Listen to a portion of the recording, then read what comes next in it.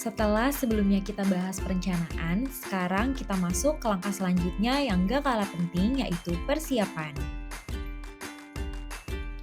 Tujuan pembelajarannya adalah yang pertama menjelaskan prinsip dasar perencanaan media presentasi termasuk audiens, tujuan, konten, dan juga strategi. Yang kedua, menerapkan prinsip desain verbal, visual, grafis, warna, menu, jendela, serta media cetak dan digital. Dan yang terakhir adalah merencanakan dan mempersiapkan produksi serta latihan presentasi agar penyampaian materi berjalan efektif dan juga lebih profesional. Kita mulai masuk ke chapter 2 yaitu persiapan dan desain dalam presentasi yang efektif. Persiapan adalah fondasi utama untuk membuat presentasi kamu dapat berjalan lancar. Nah, pada tahap ini, kamu perlu melakukan 3 hal. Yang pertama adalah desain materi audio dan visual yang akan kamu pakai. Yang kedua, produksi bahan presentasi seperti slide PowerPoint, video, ataupun gambar pendukung. Dan yang terakhir adalah latihan secara keseluruhan sampai presentasi kamu bagus dan kamu merasa percaya diri. Selanjutnya, kita akan masuk ke bagian desain. Ini adalah bagian paling penting dalam membuat presentasi yang menarik dan mudah dipahami. Desain itu bukan cuma soal tampilan, tetapi juga tentang bagaimana kamu memilih dan menyusun elemen verbal atau kata-kata dan visual seperti gambar, grafik, dan video supaya mudah diterima oleh audiens.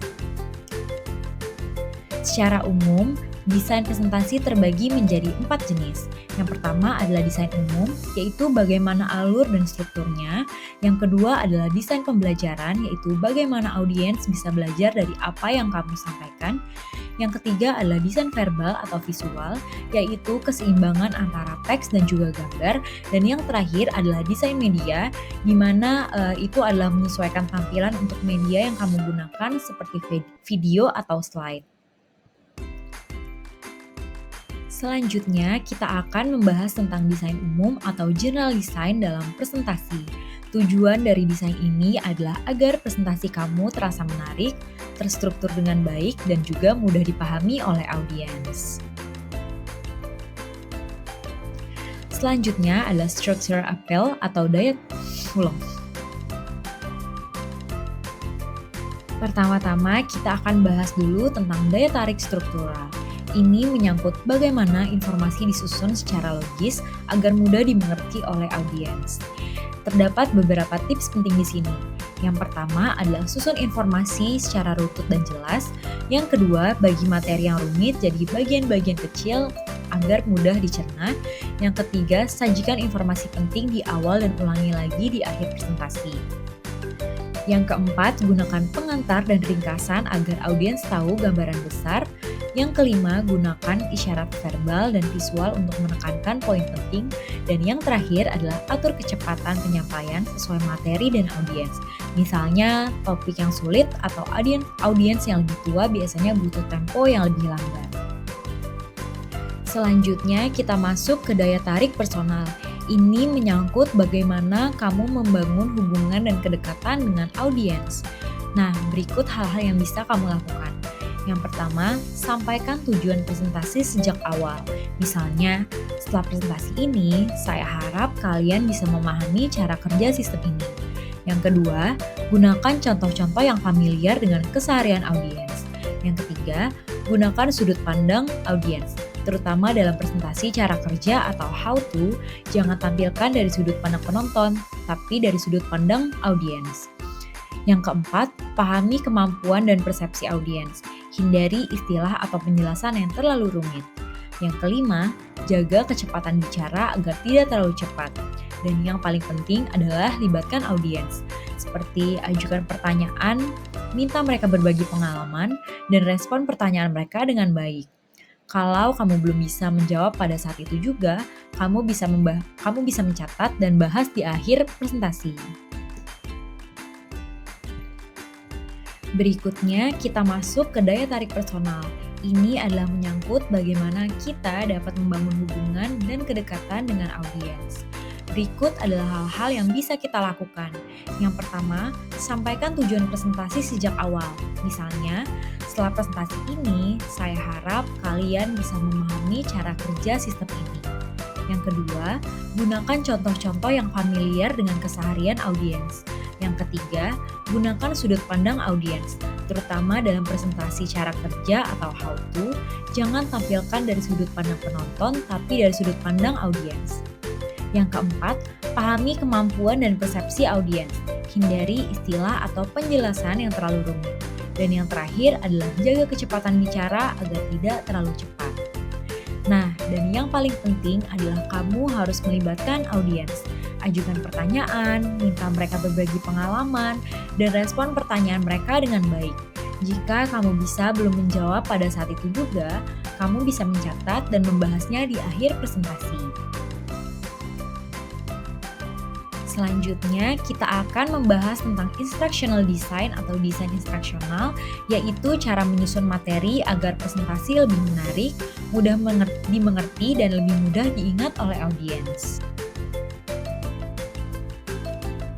Hal yang pertama yang paling penting dalam desain instruksional adalah menarik perhatian.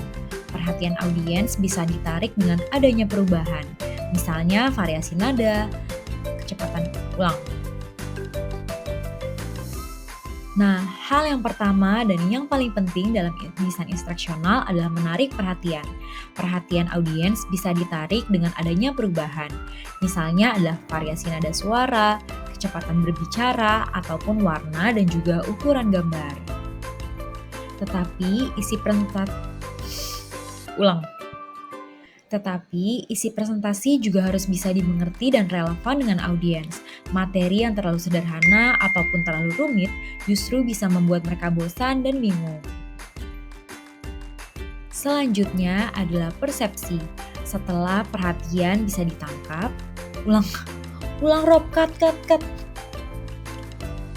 Setelah perhatian bisa didapatkan, kita harus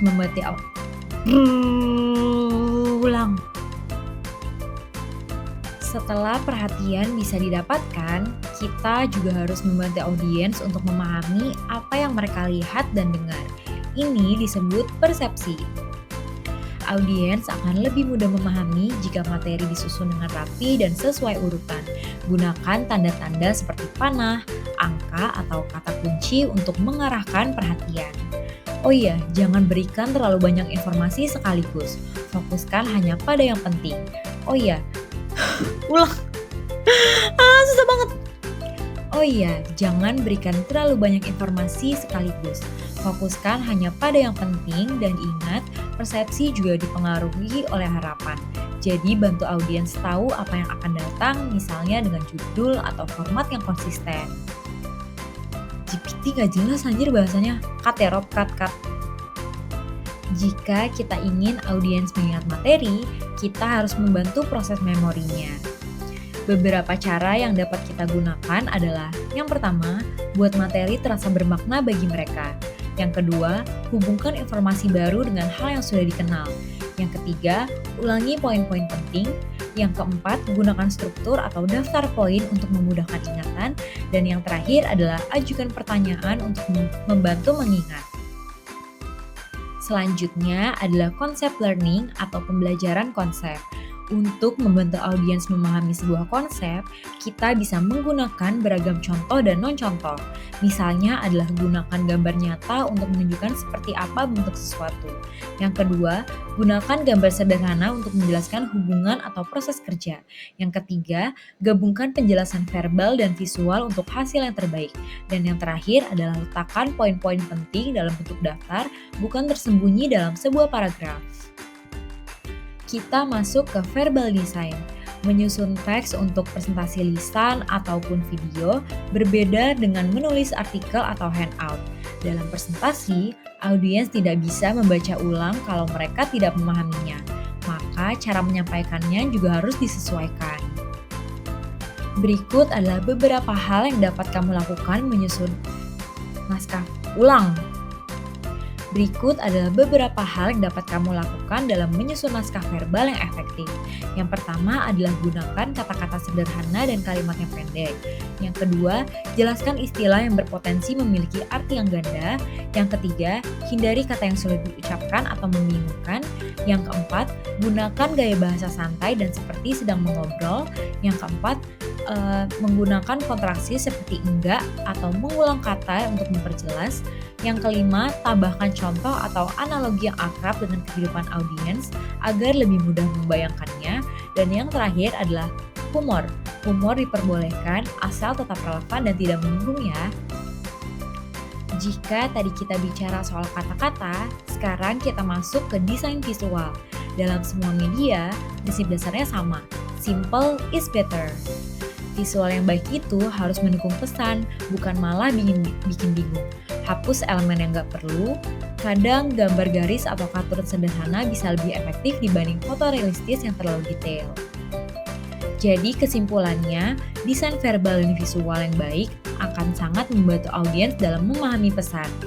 Oh iya, tujuan presentasi itu bukan cuma menyampaikan, tapi memastikan apa yang kita sampaikan itu benar-benar dapat diterima oleh audiens.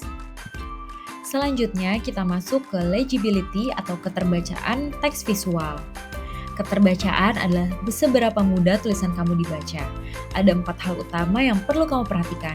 Yang pertama adalah ukuran huruf, jenis huruf, spasi, dan yang terakhir adalah kontras warna. Ukuran huruf adalah faktor paling penting. Huruf harus cukup besar agar bisa terbaca dari kejauhan. Biasanya dapat diukur dalam poin. 72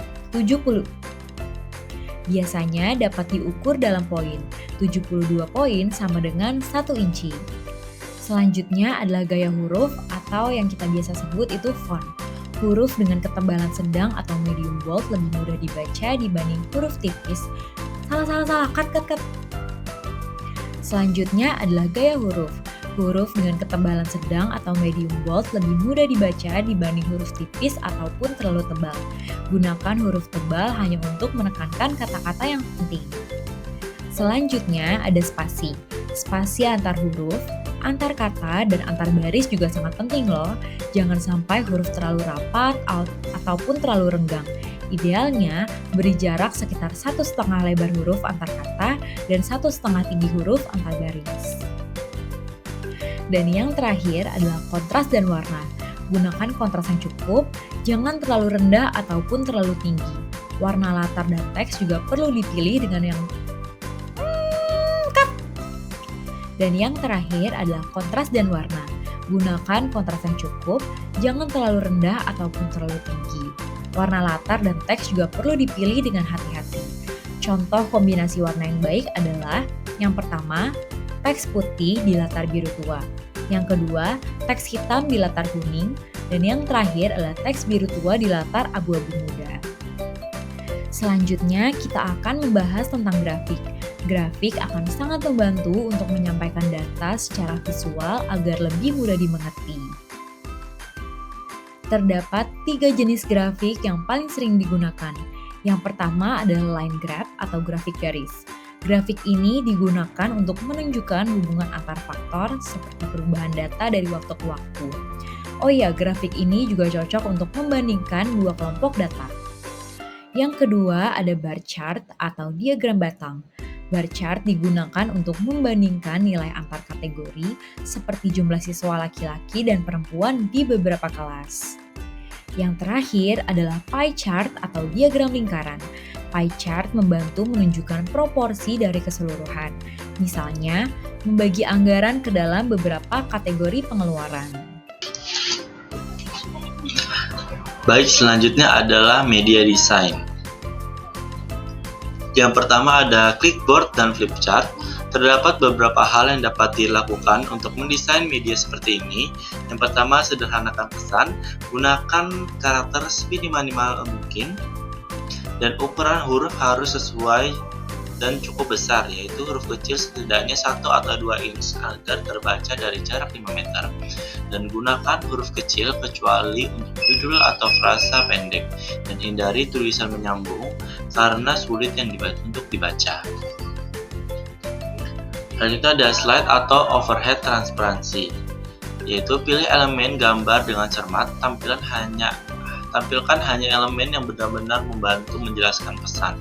Dan yang kedua, atur elemen gambar menggunakan prinsip komposisi, gunakan aturan seperti rule of thirds. Yang ketiga, jika menggunakan foto, gunakan teknik fotografi yang sesuai. Dan yang keempat, jika slide berisi tulisan, angka ataupun simbol, keterbacaan atau akan menjadi fokus utama. Selanjutnya, media video. Desain video mengikuti prinsip yang serupa dengan desain slide, namun ada dua elemen tambahan yang harus diperhatikan, yaitu gerakan dan juga urutan penyampaian.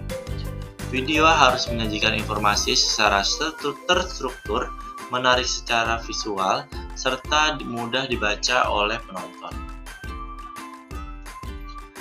Komputer based media. Media komputer sangat beragam dan presentasi Komputer based media. Media komputer sangat beragam, dari presentasi teks sederhana hingga multimedia interaktif yang menggabungkan video, audio, animasi, dan grafik. Berikut adalah contoh, yaitu LCD dan juga layar proyektor dan mesin proyektor. Screen design, yaitu yang pertama, sajikan informasi secara terstruktur, tempatkan informasi penting di awal agar langsung menarik perhatian audiens. Yang kedua, gunakan elemen visual secukupnya. Gunakan grafik untuk memperjelas ide, tapi hindari penggunaan visual yang berlebihan atau mengganggu. Yang ketiga, jaga konsistensi desain. Posisi teks, tombol, dan elemen grafis harus konsisten di seluruh tampilan agar audiens mudah menavigasi dan memahami isi. Selanjutnya ada placement of information. Informasi utama sebaiknya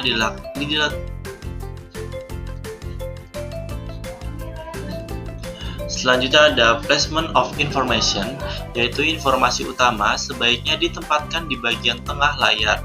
Petunjuk atau prompt dapat diletakkan di bagian bawah layar agar tidak mengganggu fokus audiens terhadap konten utama. Seperti contoh, yaitu konten marketing yang di bold dan juga di highlight. Selanjutnya ada text size and emphasis. Ukuran teks harus terbaca jelas, ukuran minimal 24 untuk teks proyeksi agar tetap terbaca dari jarak jauh. Gunakan gaya teks secara efektif, gunakan huruf tebal atau bold untuk penekanan. Selanjutnya, perhatikan penulisan teks. Gunakan kombinasi huruf kapital dan huruf kecil untuk teks isi agar lebih mudah dibaca. Seperti contoh di samping, yaitu dengan meng-highlight judul 5 manfaat olahraga pagi dengan poin-poin yang dijelaskan dengan huruf kecil dan juga visualnya tidak berlebihan. Selanjutnya ada penggunaan teks. Yang pertama, gunakan teks yang terstruktur dan jelas. Tampilkan paragraf utuh agar audiens memahami konteks secara menyeluruh. Gunakan rata kiri untuk isi agar lebih mudah dibaca. Gunakan font yang mudah dibaca. Untuk tampilan proyeksi, gunakan font sans serif. Dan untuk teks panjang di program individu, gunakan font serif seperti Bookman. Hindari font dekoratif. Nah, seperti contoh di bawah, yaitu contoh yang kiri adalah contoh salah, yaitu orang bijak buang sampah sesuai tempatnya dengan penggunaan bold yang salah dan kalimatnya tidak bisa dibaca secara mudah. Yang benar adalah contoh di kanan, yaitu Hari Bumi Sedunia, dan dia meng-highlight hanya inti dari poster yang ingin disampaikan. Selanjutnya ada color scheme atau skema warna. Pilihan warna sangat mempengaruhi tampilan visual dan kenyamanan audiens. Panduan penggunaan warna yang efektif yaitu menggunakan maksimal 3 hingga 6 warna agar tampilan lebih harmonis. Jaga konsistensi warna di seluruh slide untuk menciptakan kesan profesional. Hindari kombinasi warna yang terlalu mencolok atau menyilaukan. Selanjutnya, pilih warna primer seperti biru, hijau, dan merah karena tampilan akan lebih stabil dan di berbagai perangkat.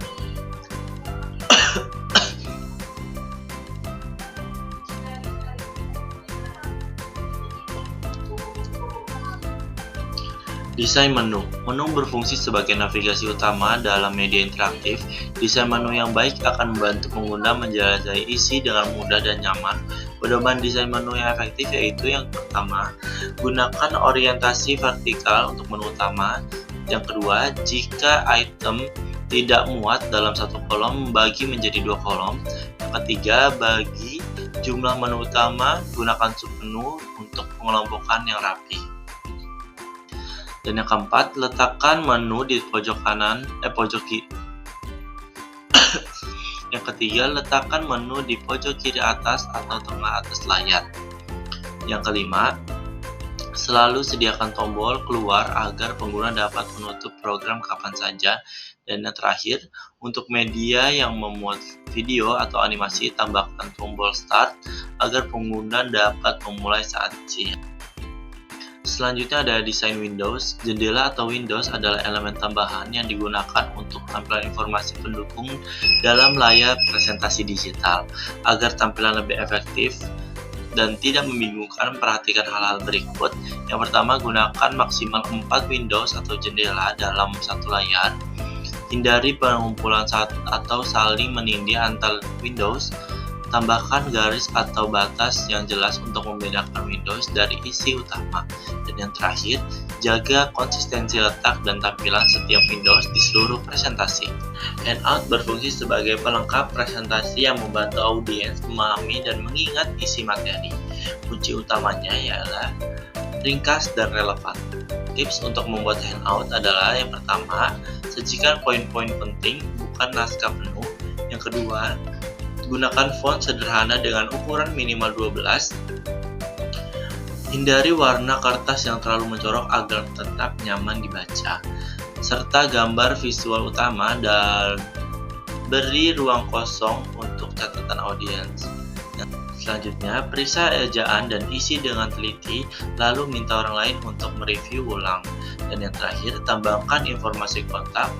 Selanjutnya ada production and rehearsal. Produksi adalah tahapan di mana seluruh perencanaan diwujudkan menjadi bentuk nyata seperti video, slide, animasi, handout, atau media interaktif. Faktor yang mempengaruhi proses produksi yaitu jenis media yang akan dibuat, perangkat keras atau lunak yang tersedia, anggaran atau sumber daya yang dimiliki. Selanjutnya ada rehearsal. Setelah media selesai diproduksi, tahap selanjutnya adalah latihan presentasi. Rehearsal sangatlah penting untuk memastikan penyampaian berjalan dengan lancar dan meyakinkan. Latihan membantu kita mengevaluasi apakah seluruh media berfungsi dengan baik, apakah alur prestasi sudah tersusun dengan logis, atau apakah durasi presentasi sudah sesuai dengan waktu yang dibutuhkan. Tips agar latihan benar-benar maksimal, kita dapat menerapkan beberapa strategi, yaitu gunakan semua media yang akan dipakai saat presentasi sesungguhnya, ajak teman untuk mengamati dan memberikan masukan, rekam latihan, dan yang terakhir, jika memungkinkan, latihan di lokasi. Sekian dari kelompok kami, kurang lebihnya mohon maaf. Wassalamualaikum warahmatullahi wabarakatuh.